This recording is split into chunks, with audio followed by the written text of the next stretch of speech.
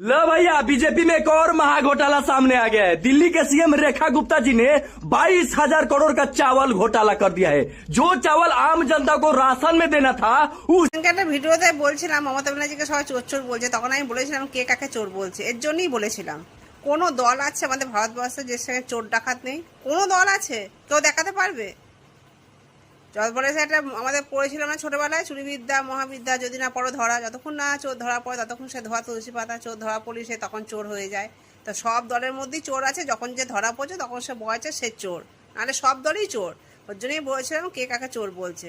ঠিক আছে, ওই লোককে আঙুল তুলে চোর চোর বলার আগে নিজেদের কোনো সাবধান হয়নি। সিএম 22 কোটি টাকা চুরি করেছে রেশনের চাল, তাহলে এবার কি বলবে?